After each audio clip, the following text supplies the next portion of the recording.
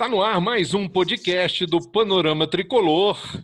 Já é tradição semanal a gente gravar um podcast para falar das coisas do Fluminense, trazer algumas datas importantes, falar dos últimos acontecimentos, apesar do futebol não estar acontecendo ainda no futebol, né? Apesar de toda a pressão, nós temos assuntos interessantes para falar, relembrar alguns fatos que marcaram a torcida do Fluminense. Hoje a gente tem um convidado novo, Leonardo Moretti, está trabalhando, e hoje a gente está com Maurício Gouveia, grande Maurício Gouveia. Maurício Gouveia, que já participou de alguns podcasts com a gente, gravando algumas saídas de jogo. Beleza, Maurício? Beleza. Boa tarde, Raul, Mauro, Paulo, queridos. Bom voltar ao Panorama aí, que eu já estava com saudade.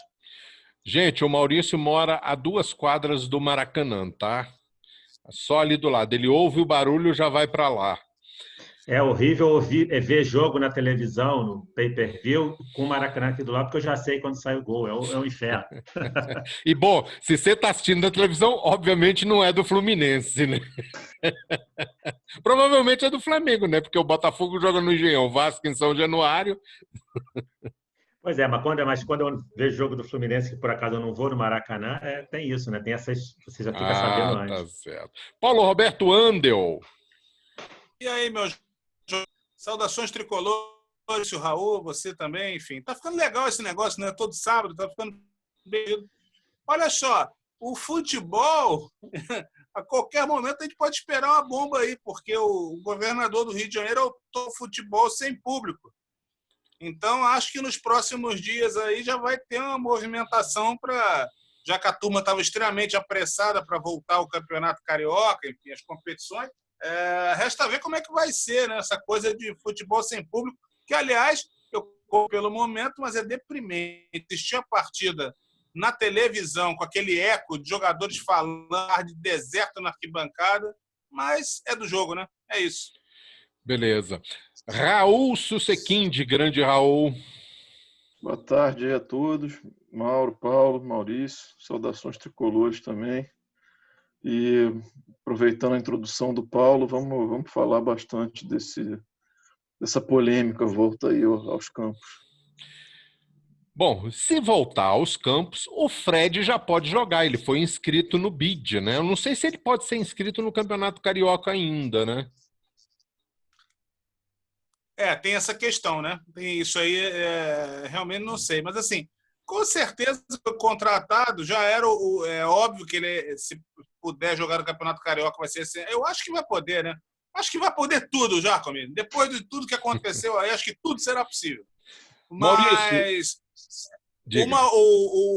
o Fred, eu acho que a expectativa dele, a torcida também é mais para o brasileiro. Claro que se não puder jogar no Carioca, é muito importante, né? Maurício, você encararia 600 quilômetros de bicicleta, velho? Rapaz, o cara mostrou serviço, né? Acho que teve não só o marketing para o Fluminense, a campanha foi bacana, foi emocionante para os tricolores, enfim. Vamos falar do Fred depois, né? Mas ele também foi uma campanha para mostrar até a forma física dele, né? De certa forma, né? Ele tá querendo mostrar que ele está inteiro. E foi um desafio interessante. Inclusive o Edinho mandou pra gente um áudio, né, fazendo coisa similar, né, mostrando, olha aqui, Fred, torcida tricolor, estou também fazendo mountain bike, porque o Edinho, ele atualmente, além de trabalhar como coordenador técnico, ele está em Tombos, né, trabalhando na Tombense, ele gosta de fazer mountain bike. É um dos outros esportes que ele faz, além do futebol de areia, futevôlei, essas coisas, ele também gosta de fazer o mountain bike, né? E o Edinho mandou aí pra gente. O Paulo já subiu, inclusive, lá no Panorama Tricolor, o vídeo. A torcida que estiver ouvindo ou assistindo esse nosso podcast pode dar um pulinho lá no panoramatricolor.com.br e ver o vídeo que o Edinho mandou pra gente. Raul, 600 quilômetros, cara. O cara tá querendo mostrar que tá voando, né? Dizem que, assim, eu ouvi muitas pessoas dizendo que ele tá treinando bastante, né, tentando se colocar em forma. A gente debateu aqui na semana passada, se não me engano, essa incerteza, né, que a gente tem em relação a que condição física o Fred vai chegar. Claro que, enfim, não dá para esperar o Fred de 2012, mas se ele tiver realmente motivado e engajado, né, acho que ele pode se colocar na melhor forma possível para a idade que ele tem hoje, né? No visual, o cara tá fininho, né? Tá forte. Também Vamos ver. depois de 600 quilômetros, se não tivesse, ia chegar fininho, né? Eu até achei estranho, pô, o cara tá voltando de avião para Belo Horizonte, cara. Que folga é essa? Pega a bicicleta e volta, cara.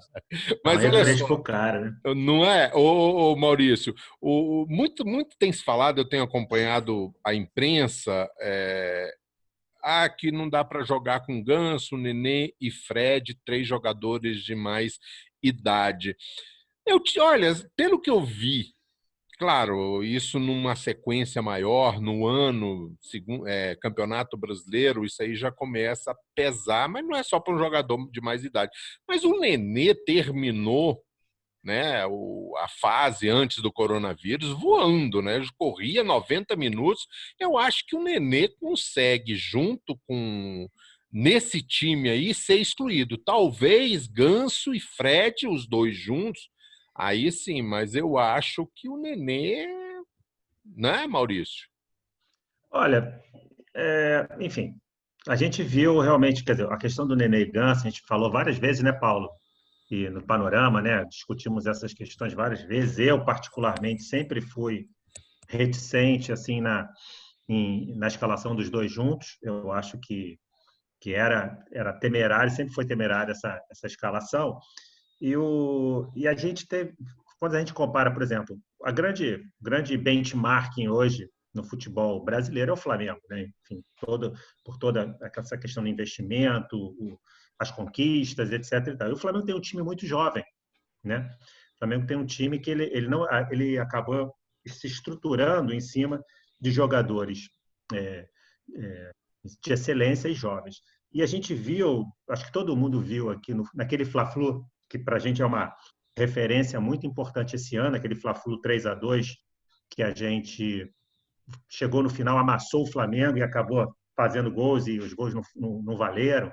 Enfim, mas a gente viu ali naquele Fla-Flu quanto que o peso de jogadores mais idade ele foi negativo para o Fluminense no primeiro tempo. Então, eu acho assim, eu fico realmente muito receoso de ver Nenê, Ganso e Fred juntos, porque eu sei que o poder de recuperação do time não vai ser o mesmo. Ainda que o Nenê esteja voando, eu acho que ele tem um poder de recuperação que fica comprometido. Mas eu colocaria até o Nenê e o Fred jogando juntos, mas realmente incluir também o Ganso, eu acho que é muito perigoso. Eu já não estava jogando junto o tempo todo com o Nenê, e acho que jogar os 3, eu não sei a opinião dos outros colegas, mas eu realmente fico preocupado dessa possibilidade acontecer, até pelo peso do nome dos 3, né? Ô, Paulo e Raul, o Fluminense tem outros jogadores como o Fernando, né? O Fernando, esqueci o sobrenome dele, Fernando. Tem o Araújo e tem o Fernando, né? Tem um. Oi? Pacheco. Fernando Pacheco e Michel Araújo, não é isso? Sim. Isso. Esses dois jogadores têm vaga no Fluminense, no time titular? Raul, é contigo? Tanto faz. Olha, Começa aí. eu acho que não. Assim, primeiro, deixa eu voltar no ponto do Maurício. Eu concordo com ele, tá? Eu acho que o futebol hoje ele tem um componente físico indiscutível, né? Isso está aí já há muitos anos e o Fluminense até em tempos de jogadores muito qualificados tecnicamente, em alguns momentos até da era Unimed, a gente pagou um pouco o preço por ter jogadores veteranos, ainda que jogadores com grande nome, né? Mas se a gente lembrar, por exemplo, ali de 2009, pré-arrancada, por exemplo, a gente pagava o preço um pouco por um time mais lento, e depois que a gente reformulou, claro que ali não era só uma questão física, havia várias outras, mas o componente né, de juventude faz muita diferença no time. Eu vejo um pouco que o Nenê, ele estava muito bem, então a princípio eu voltaria jogando com ele, se ele tiver mantido, né, essa mesma condição, eu voltaria com ele. O Fred é um matador, né? Se tiver bem, vai colocar algumas bolas para dentro. Quem eu lamentaria um pouco sair do time, falando aí um pouco dos jogadores mais jovens, era que é o Evanilson, que estava entrando muito bem, estava fazendo gol aí desde o finalzinho, né, da temporada passada, né? Um cara jovem. O Marcos Paulo é um cara que teve aí, né, momentos de montanha-russa, né, que brilhou, caiu, depois estava recuperando um pouco a forma. Então, acho que é importante ter gente jovem no time, gente veloz, gente com fome. Por isso que eu tenho falando, Acho que quando ele pensa nesses três... Raul, desses dois, o Araújo e o Pacheco. Por isso que eu falei deles, pela questão Ganso. Eu acho que assim, o Ganso não é meu titular, né? O Ganso, para mim, não começaria jogando. E aí, enfim, considerando mesmo toda a técnica dele, né, e a história que ele teve no início da carreira dele no futebol, a verdade é que ele infelizmente, não tem performado mais já há algum tempo. E era um cara que me deu muita esperança quando foi contratado. Eu achei que era aquele meio campo clássico. Cheguei a pensar, né, em devanear um pouco no novo Delay, né, um cara que fosse colocar nossos atacantes ali em condições o tempo todo. Mas não aconteceu, né? Ele fez uma temporada 2019 ruim. Então, eu tentaria outras opções no meio, talvez até, se fosse o caso, recuar um pouco o Nenê, e ver como ficaria. A questão desses outros dois jogadores, aí talvez seja um pouco da questão técnica, né? Eu ainda não vi tecnicamente uma qualidade neles para uma titularidade, mas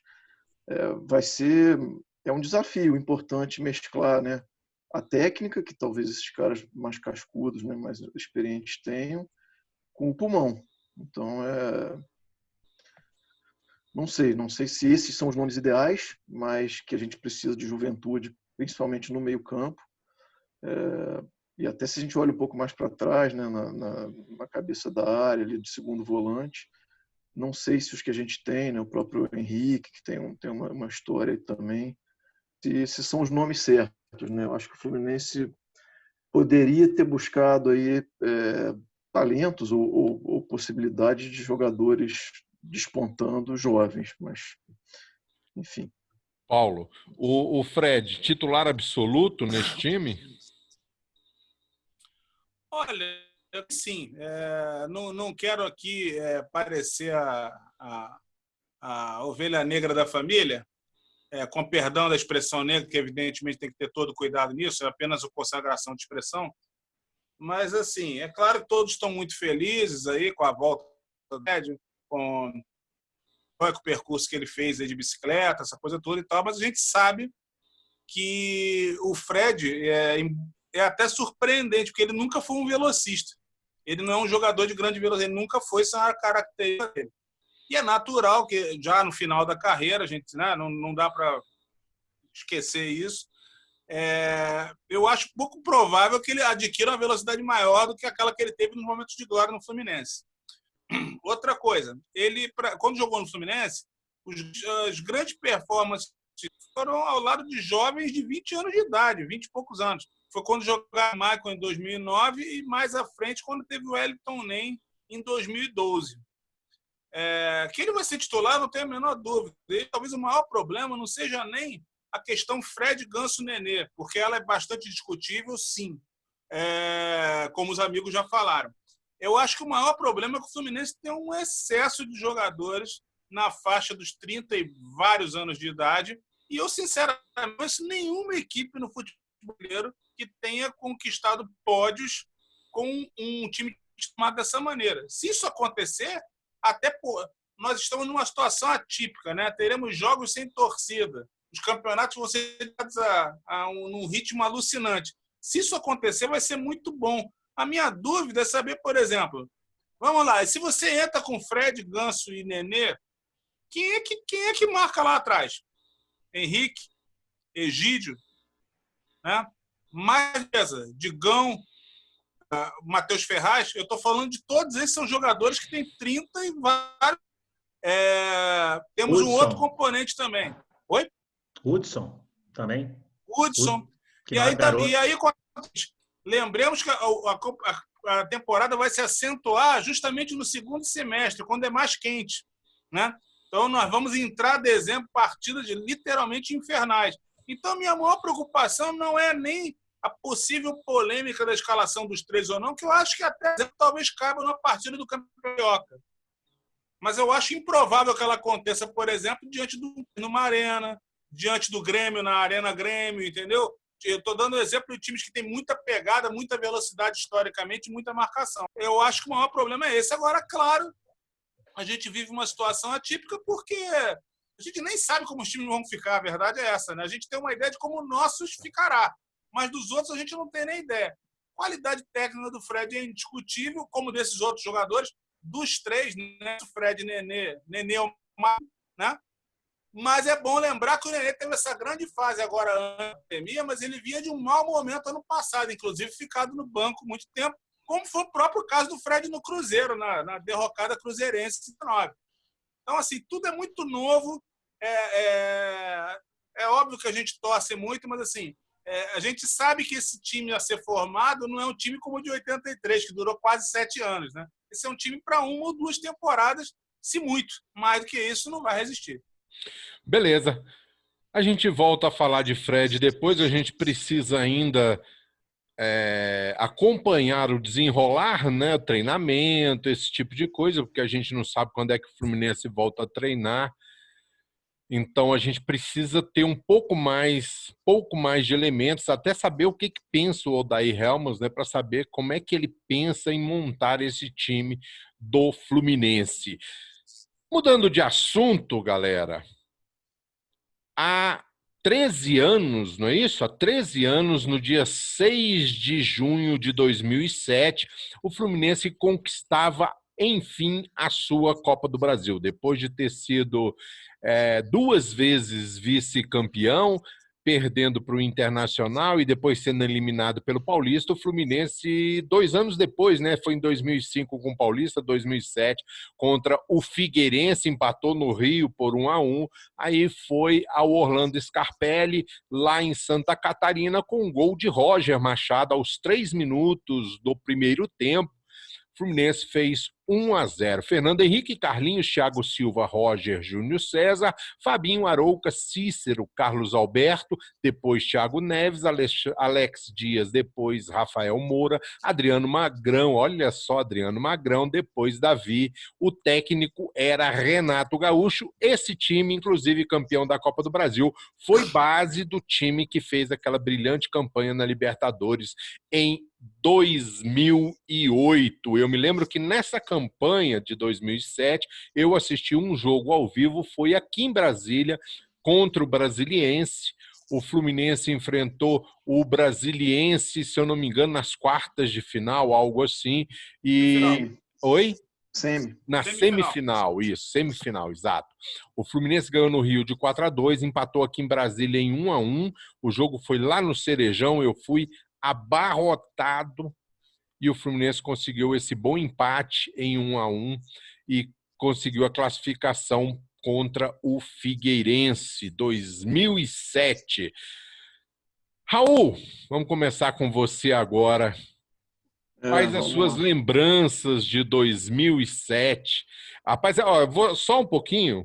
A minha lembrança desse jogo, aliás, foi repetir um dia desse na televisão, a raiva que o Alex Dias me passou nesse jogo, porque, olha, se o Fluminense perdesse esse campeonato, grande parte seria por culpa do Alex Dias, que ele conseguiu me perder alguns gols ali quando estava já 1-0. O jogo já começou 1-0, né?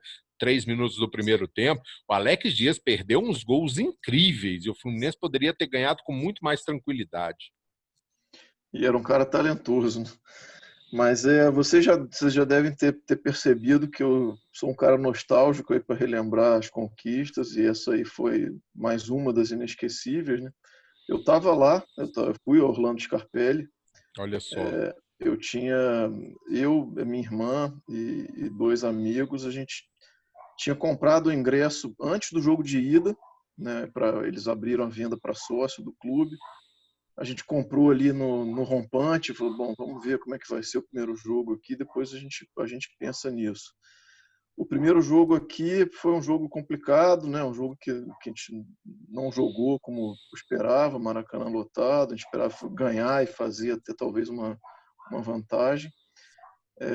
Eu até estava lendo a coluna do Paulo hoje mais cedo, e ele realmente foi um dos poucos, né, que saiu. O jogo do Rio, eu estava com ele. Foi um dos poucos que saiu do Maracanã otimista, né? A gente tinha conseguido um empate ali no finalzinho, depois de tomar um gol já no meio do segundo tempo.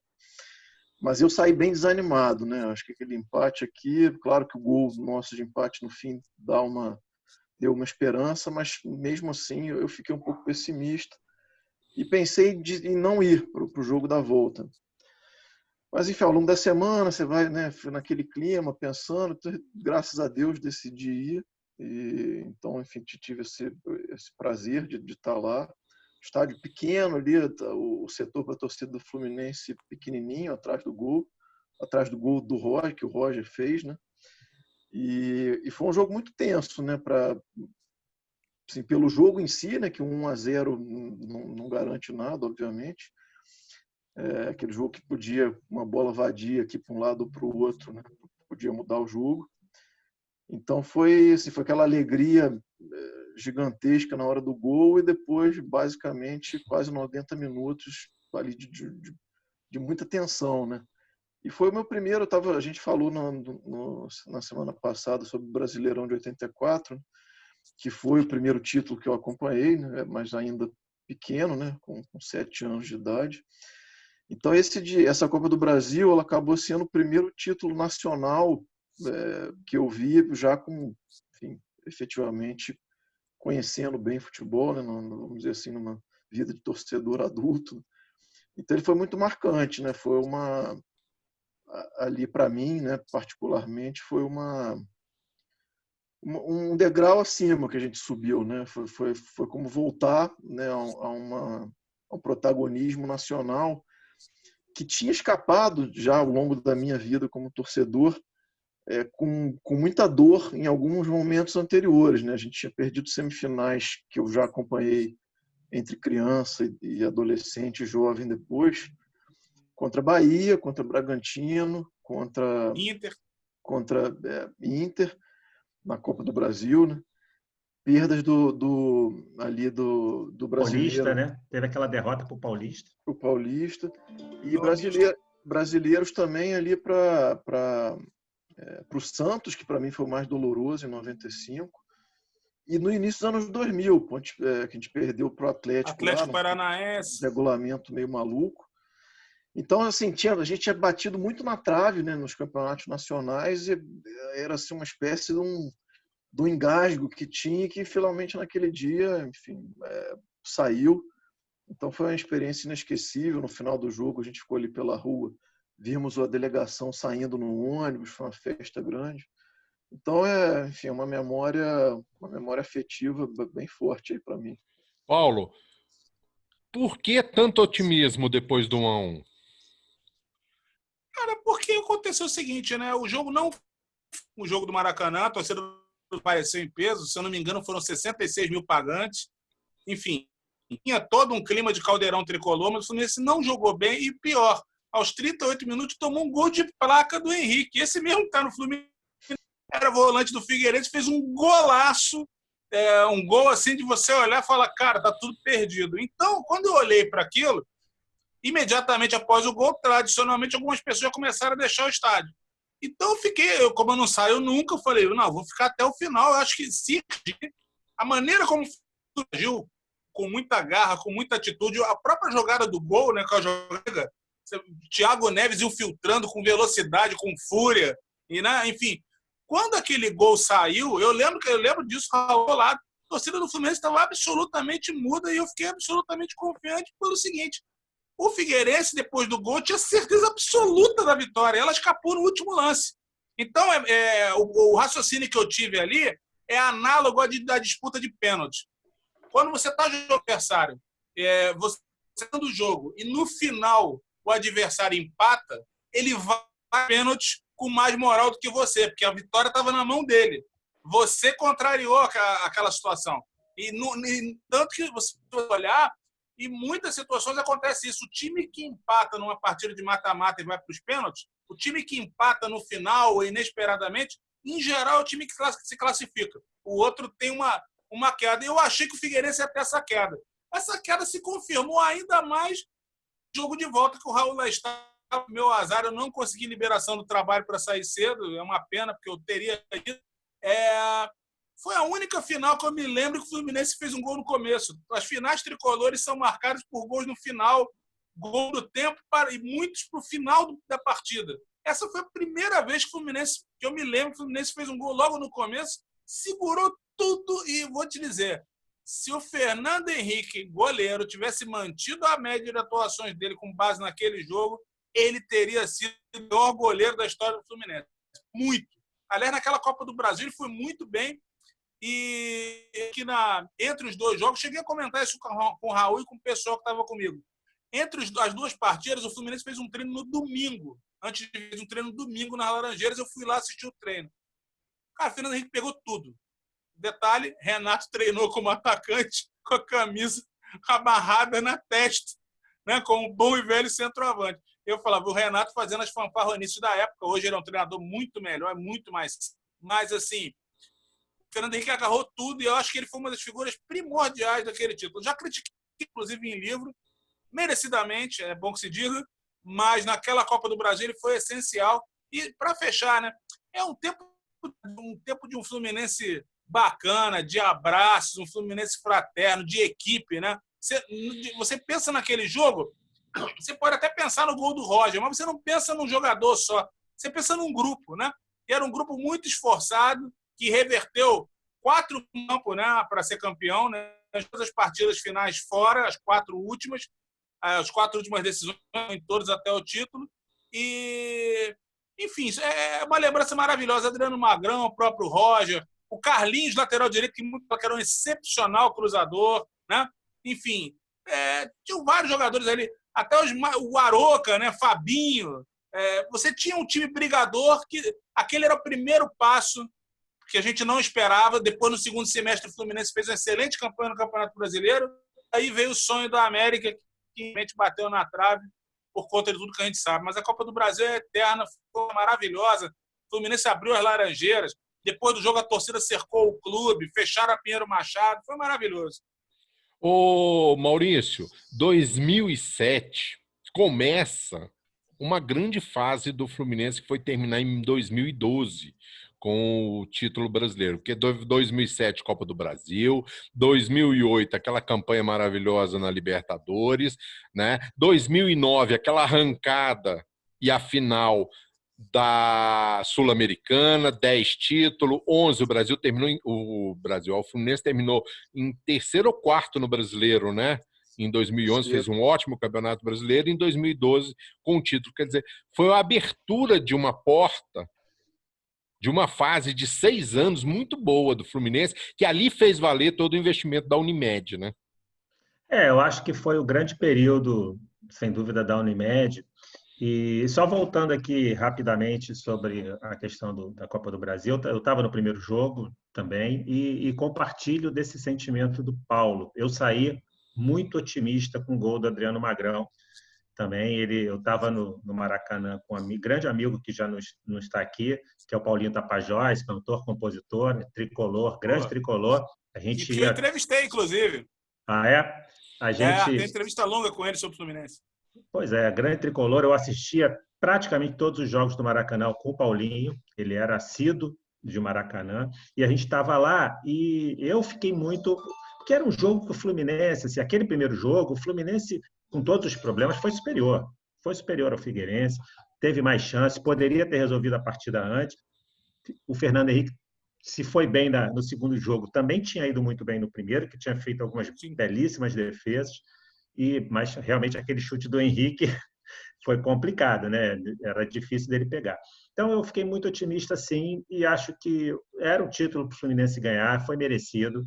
Ainda que o Figueirense tivesse um belo time, né? O Cleito Xavier jogando uma bela temporada pelo Figueirense. Mas, enfim, foi como você está falando, Mauro. Acho que ali a gente começa. Era um time que não era. Esse time do Fluminense de 2007 era um time muito brigador, mesmo como o Paulo bem falou, mais do que tecnicamente brilhante, mas era um time que já estava ancorado em alguns jogadores muito importantes para a gente naquele período: o Thiago Neves, o Thiago Silva, enfim, já estava ali o próprio Fernando Henrique, né, que realmente vivia um período brilhante. E eu acho que ali ele foi a base para a gente poder construir, ainda que no início de 2009 a gente tenha dado aquela degringolada total, né? Quando a gente teve um plantel titular aí que realmente comprometeu o Fluminense naquele primeiro semestre, a gente só conseguiu recuperar na arrancada final do Brasileiro. Mas eu acho que realmente foi um período bom, e acho que aquela Libertadores de 2008 era nossa, e é uma pena. Realmente a história, às vezes, ela não é contada pelas linhas mais corretas, né? Mas, enfim, vida que segue. Pois é, a gente falou no dia 6, né? Hoje é aniversário desse título de 2007. Ontem foi aniversário do Edinho, 65 anos. Edinho, que a gente entrevistou recentemente aqui no Panorama. Ontem ele fez 65 anos. Mandou um abraço para toda a galera, né? Ele até hoje comenta muito sobre aquela entrevista, repercutiu muito. Ele ficou muito feliz com aquela entrevista que nós fizemos com ele aqui no Panorama. Eu tenho a impressão que é a entrevista mais longa que o Edinho já concedeu, vídeo, né? E acredito que, inclusive, em áudio. Tem mais de 2 horas e meia dele falando, eu não vi em lugar nenhum na minha vida. Não? Exato. É isso. Agora, bom, falar rapidamente do Edinho. Cara, eu estava lembrando de um negócio, Jacome, antes da gente fazer a matéria, antes de fazer aquela entrevista, e antes que a gente publicou os podcasts, etc., eu lembro que uma vez eu estava, o próprio Raul, a gente foi entrevistar Seu Pinheiro, que não é pouca coisa, né? O eterno Pinheiro, símbolo da defesa tricolor, campeão do mundo em 92, jogador de seleção brasileira, e ele... E que eu acho que nunca perdeu um pênalti. Com ele. Oi? E que eu acho que nunca perdeu um pênalti. Eu até fiz piada com ele, você lembra disso, né? Que eu até falei para ele assim, ó, Seu Pinheiro, meu pai falou que o senhor batia pênalti e dava um pé na bola. Ele, que isso? Quem te falou uma coisa dessa? Ele levou a sério. E o meu pai contava, quando ia ao Maracanã, muitas vezes de geral, que quando o Pinheiro fazia o gol, a torcida corria porque ninguém tinha visto onde a bola entrou. Tamanha era a porrada dele na hora do chute. Naquele tempo que não tinha câmera, não tinha nada, né? Em um segundo a bola batia e voltava.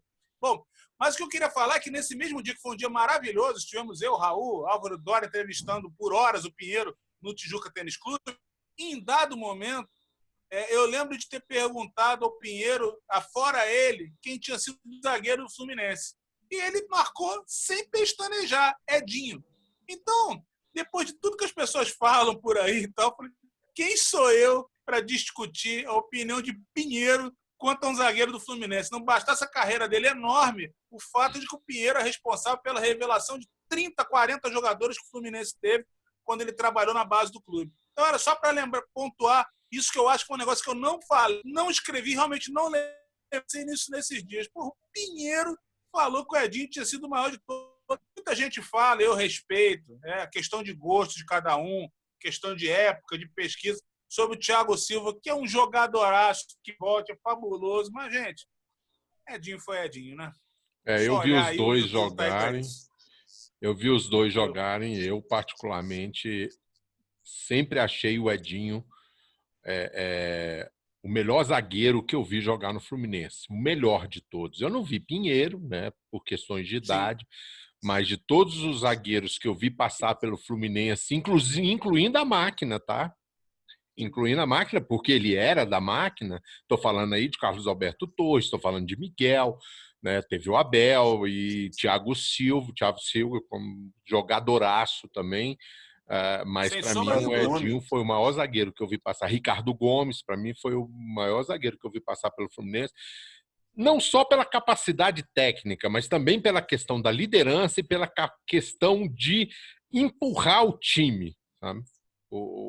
Sim. O Edinho tinha essa capacidade de empurrar o time, tanto é que ele chegava lá na frente. Quantos gols o Edinho? É o segundo artilheiro, né, de zagueiros do Fluminense, só perde para o Pinheiro.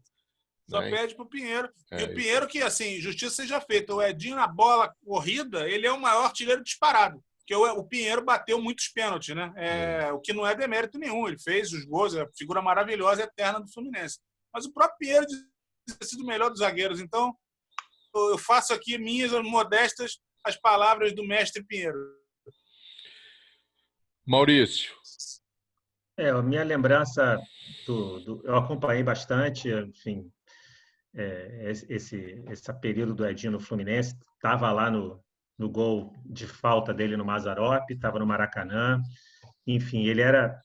Você falou muito bem, Mauro. Ele era um jogador que empurrava o time. Ele tinha um vigor físico muito grande. Tecnicamente, era um jogador diferenciado e tinha um vigor físico impressionante. Então, ele empurrava o time para frente mesmo. Não por acaso fez alguns gols na carreira e fez esse gol que eu acho que todo tricolor agradece e é uma partida inesquecível, né? O Fluminense naquela ocasião realmente tinha uma equipe interessante, né?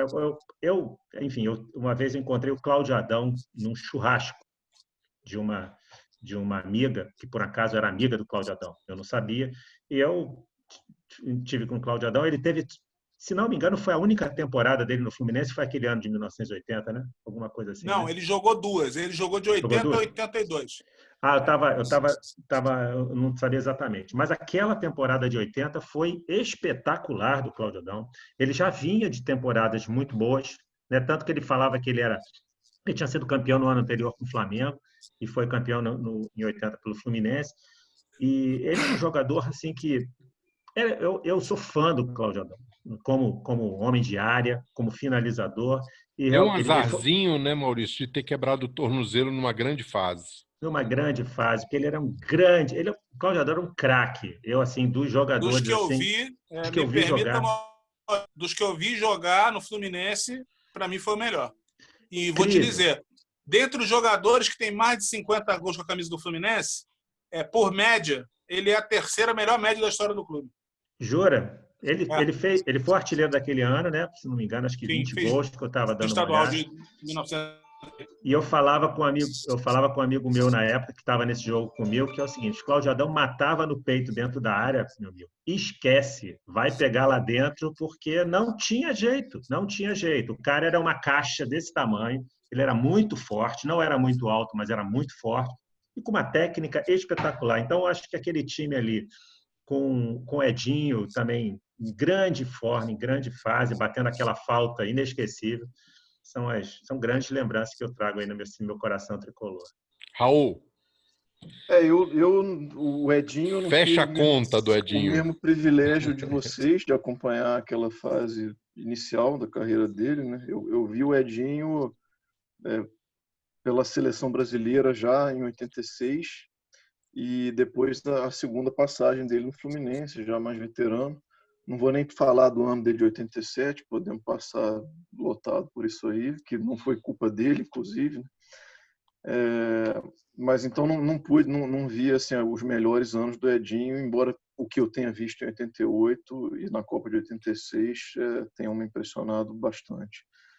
E o osso, né, assim como de vocês, de torcedores que acompanharam, que ele é o grande ídolo da infância, da juventude, de vários grandes tricolores, né, que sempre acompanharam muito. Então, é um ídolo daqueles que a gente chama de retroativo, né, que eu não vi ao vivo, mas do que eu vi,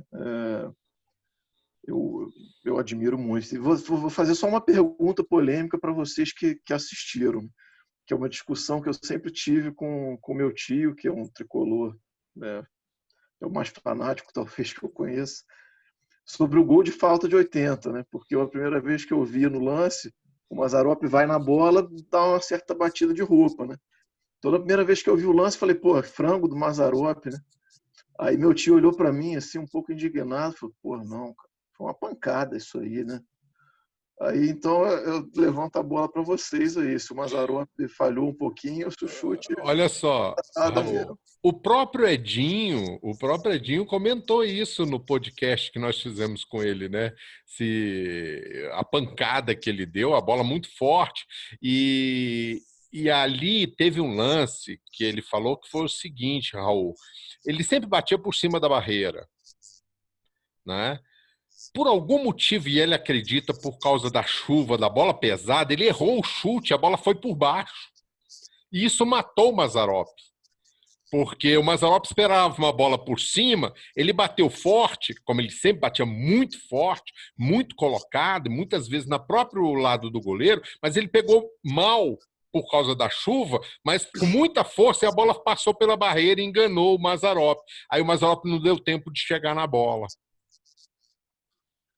E tava bola molhada também, né? Muita chuva, isso aí sempre Exato, atrapalha qualquer goleiro. Né? Naquela época que a também. bola, a água fazia diferença no peso da bola, né? A bola absorvia. Eu também nunca me passou pela cabeça de uma falha do Mazzaropi, ainda que a maneira como ele vai na bola possa sugerir isso, que dá parece uma batida de roupa ali, mas realmente a velocidade que a bola pegou era terrível, ela estava realmente foi uma pancada danada.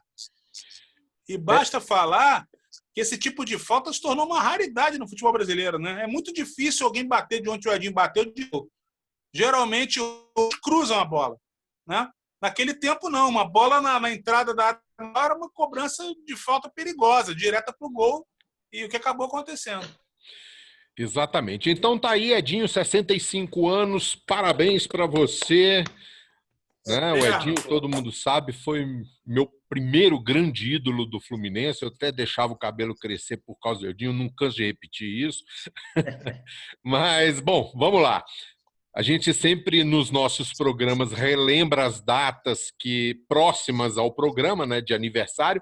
Também tivemos, no dia 4 de junho de 2008, Fluminense e Boca Juniors no Maracanã, Fluminense 3-1.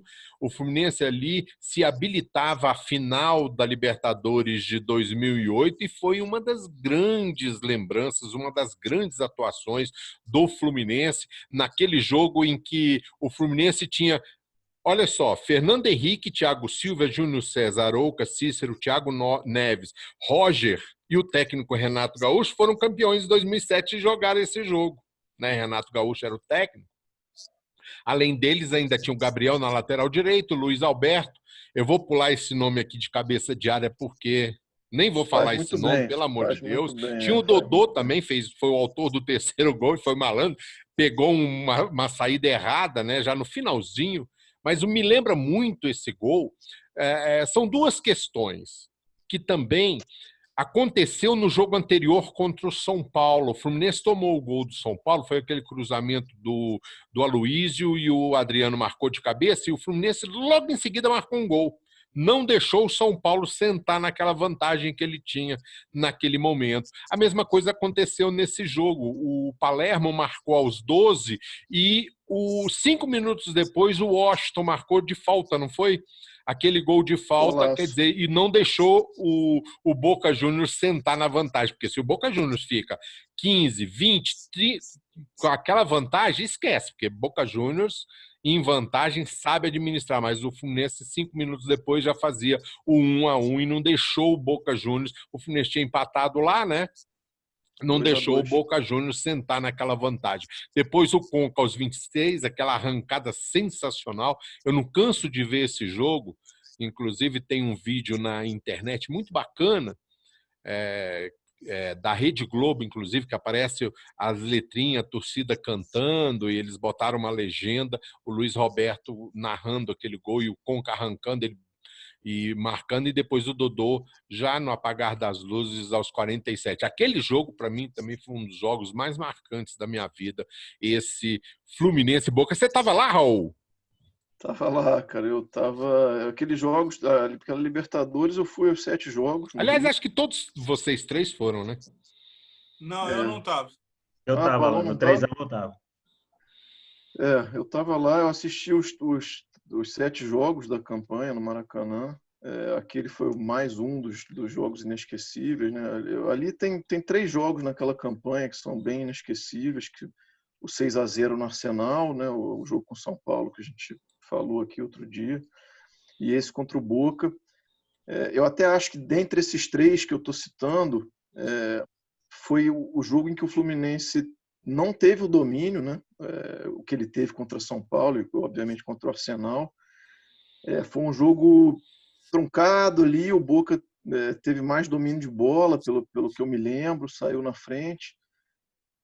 E engraçado, quando é para ser, né? Porque aquele gol do Washington, eu não me lembro do Washington ser um batedor de falta, assim, embora fosse um grande artilheiro, eu não me lembro de outros gols dele de falta.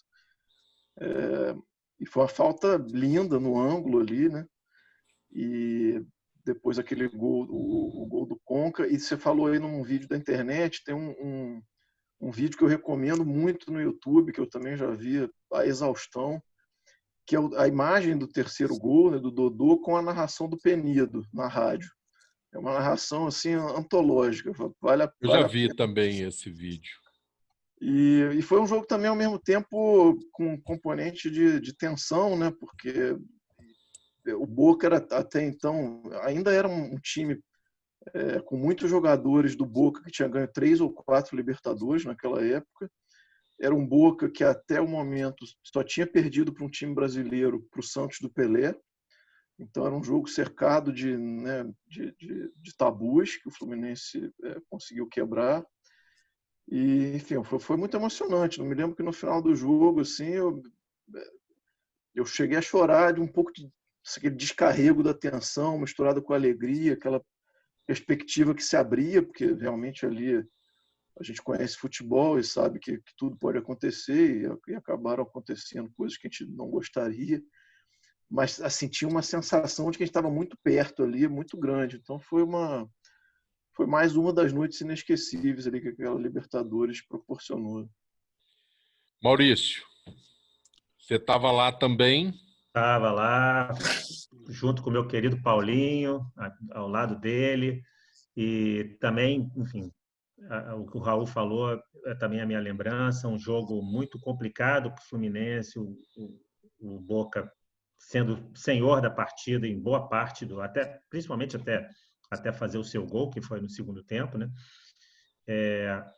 Enfim, o Fluminense são situações diferentes, né? Contra o São Paulo, o Fluminense vinha de uma derrota e tinha que fazer o resultado. Contra o Boca Juniors, a gente já vinha de um empate que a gente comemorou muito e ali, enfim, que nos credenciava, inclusive, a 2 resultados a nosso favor, né? O 0-0 e 1-1.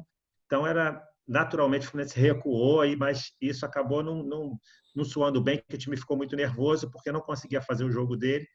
Só acordou realmente com aquele gol na sequência do Washington, enfim, que aí o time realmente começou a se soltar e começou a jogar o futebol que a gente conhecia naquela temporada. O Fluminense foi praticamente imbatível no Maracanã, enfim, só acabou caindo naquela final e por pênalti ainda que ganhou o jogo. O Fluminense foi 100% de aproveitamento do Maracanã. Isso que eu ia dizer, ganhou 7 né? jogos.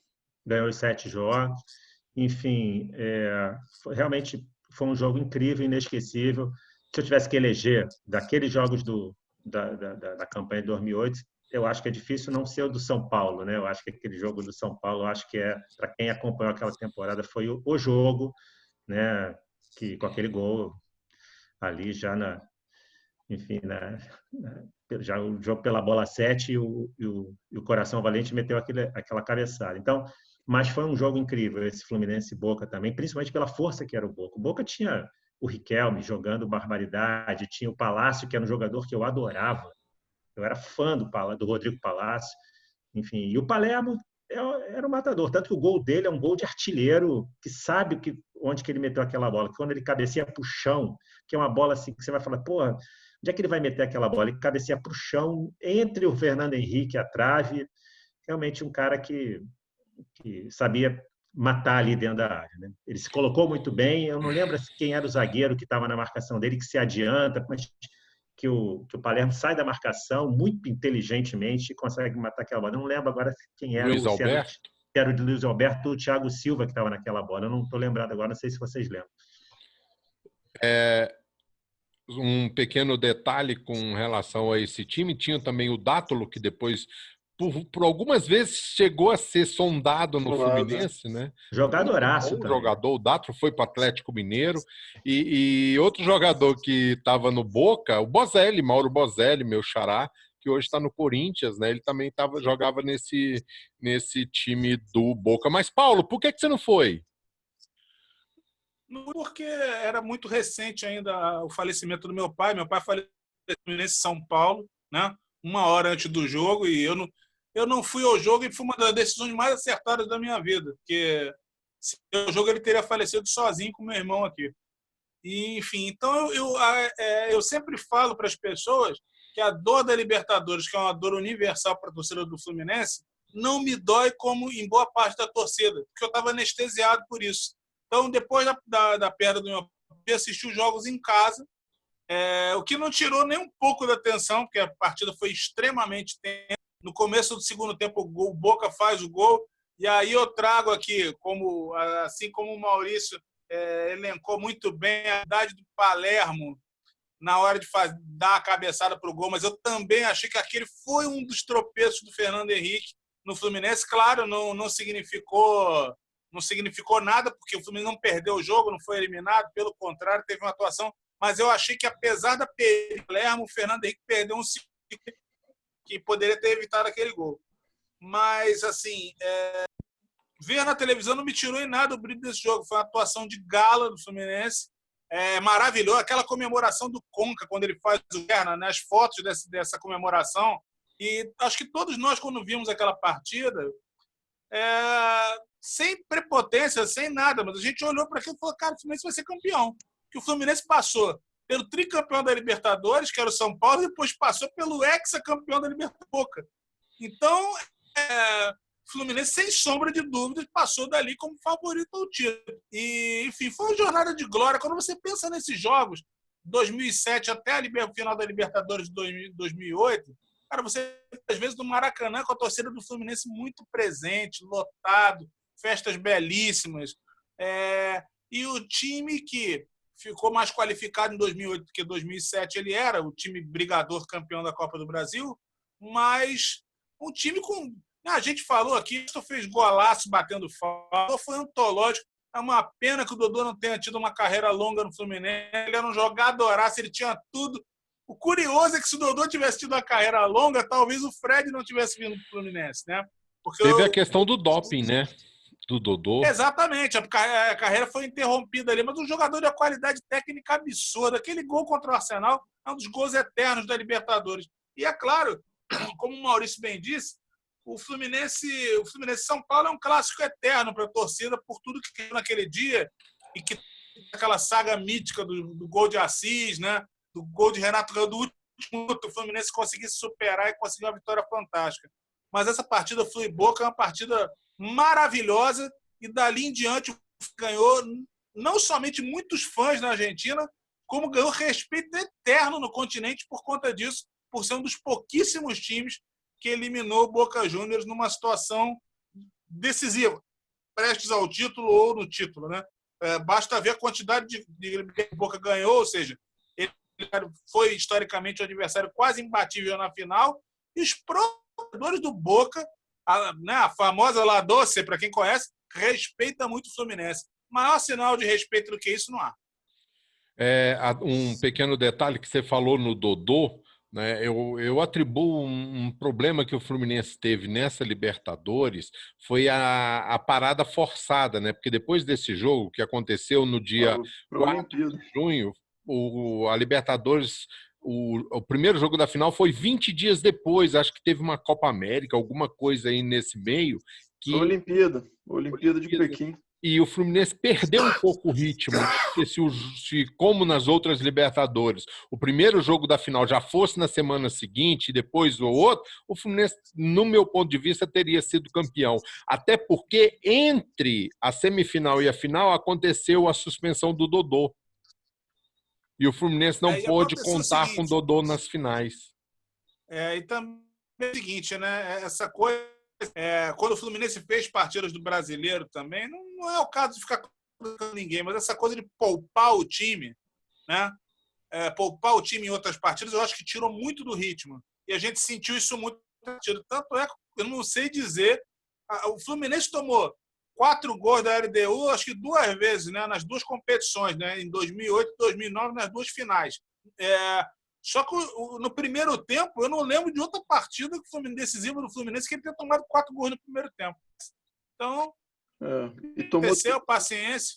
Mas isso não tira, eu acho o seguinte, a tristeza do título não tira o brilho da trajetória nem do time que deixou momentos inesquecíveis. 12 anos depois a gente está falando disso. Exatamente. Você estava falando, Raul? Não, ia só comentar que enfim, para mim, eu acho que primeiro que a gente deveria, uma vez que estava poupando o time naquela época, ter ido para Quito antes para tentar se ambientar, mas enfim, isso é um comentário rápido. E além dos 4, não só os 4 gols no primeiro tempo, mas a gente tomou 3 gols em 17 minutos, né? Foi ali dos 28 aos 45 do primeiro tempo. E a gente via nitidamente como o tempo de bola, né, e de reação dos jogadores era completamente diferente por conta da altitude, né? Então, eu costumo dizer, e, enfim, claro que os torcedores rivais sempre brincam bastante com isso, mas a gente perdeu por uma condição climática. A grande verdade é essa. A gente tomou 3 gols em 17 minutos, numa condição muito complicada para se jogar futebol, para quem não é um local, né? E, enfim, foi isso, mas concordo, assim, gênero, número e grau com o Paulo de que aquilo, embora doa muito, aquele desfecho, né, aquela disputa de pênalti, não apaga, né, a campanha inteira. E o próprio jogo final, que foi uma das maiores, das festas mais bonitas, o Juca Kfouri, que é um corintiano e que muitas vezes nem tem tanta simpatia pelo Flu, não tem nenhuma. Repetidamente fala que foi a festa mais bonita que ele já viu no estádio. Tá certo. Gente, vamos embora. Temos aí mais de 1 hora de programa já. Tinha alguns assuntos aqui ainda na pauta, mas que a gente pode conversar depois. Pois né? Tem o Jabá, não esqueça. Passa rápido. Né? Sim, não, claro. O Jabá vai acontecer. Jabá Esse aí tá na pauta, ele fica na pauta e não sai da pauta. Faz o seu Jabá, Paulo. Menezes, J-Life, o Jabá é a vida. Diga aí, Paulo, é lançamento da trilogia do Gol de Barriga de 95. Exato. Deixa eu te falar, eu tenho 2 livros publicados sobre esse tema, né? Quase não gosto disso. Um livro foi lançado em 2013 e ele se chama 1995, Campeão do Centenário. Esse livro se esgotou, ele está fora do mercado há 7 anos. Para quem estiver, né, a gente vai estar em podcast, para quem assistiu o vídeo e ver a capa, a antiga capa do livro, que era essa aqui, não é mais essa. A gente tem uma nova capa, o livro foi reestruturado e ele vai ficar disponível na Vilarejo Meta Editora. Nos dias a gente vai colocar link no Panorama, nas nossas redes sociais, enfim, para quem se interessar. E também o segundo livro, que era Onde Você Estava, naquele inesquecível Gol de Barriga, que é uma coletânea de depoimentos de torcedores, enfim, torcedores, jogadores, personalidades, jornalistas, falando sobre o que tiram naquele dia. E nesse vai sair também, porque a gente não queria deixar, o Panorama não poderia deixar de marcar esses 25 anos do Gol de Barriga. Está saindo agora 5 anos essa noite, muito divertido, que é o terceiro livro e fecha a trilogia do Gol de Barriga. É um livro que sai em formato digital, que eu escrevi agora recentemente, há coisa de 1 mês atrás, aí nessa época de pandemia, eu comecei a sentar a mão. Então, o livro vem com memórias, com lembranças, participações queridas. Nosso Sequinde está lá com seu depoimento. O Luiz Espírito Santo Tricolor também colaborou, e o Rogerinho de 95, nosso glorioso Rogerinho, também deu um depoimento para o livro, cujo prefácio querido Zé Augusto Catalano. Botei um bacalhau para falar do gol de barriga, porque ele mesmo se emocionou muito com essa partida, a história dele é sempre ótima contando isso. Então, esses livros, o 25 anos, eu não tenho a capa aqui, porque ele é em versão digital, ele vai sair também nos próximos dias. Da Vilarejo, quem comprar um livro tem desconto. Quem comprar um dos dois físicos vai ter desconto no digital. Quem comprar os dois físicos vai levar o digital de graça. E tem uma série de promoções. Então é isso. A ideia da gente era querer marcar essa data. Agora, os físicos eles estão sujeitos a pré-venda de pelo menos 50 exemplares, que é para garantir a impressão. Então, quem puder, colabore, participe, chegue junto lá, para a gente poder colocar mais esses livros na rua. E o 25 vai estar num preço baratíssimo, o livro, e com descontos ainda para quem comprar um dos dois, ou até de graça para o pacote. Nos próximos dias a gente publica, já tem um post no Panorama, a gente vai voltar a falar disso. Falar em post no Panorama, também fazendo um jabá, tem a coluna do Paulo sobre a Copa do Brasil de 2007. Dá um pulinho lá, leia a coluna, muito interessante, relembrando esse título que hoje, 2007, 13 anos. Tá ruim de matemática. 13 anos do título da Copa do Brasil, gol de Roger. Vamos embora, galera! É isso, acabou. Vamos nessa. Valeu, Maurício. Obrigadão pela sua participação hoje. Paulo, Maravilha. Raul. Obrigado a todos vocês. Foi uma alegria. Sempre é uma alegria estar com vocês. Valeu. Um abraço para todo mundo. A gente volta no próximo podcast, sempre falando das atualidades e do passado, da história do Fluminense, da riquíssima história do nosso grande tricolor. Um abraço para todo mundo. Até a próxima.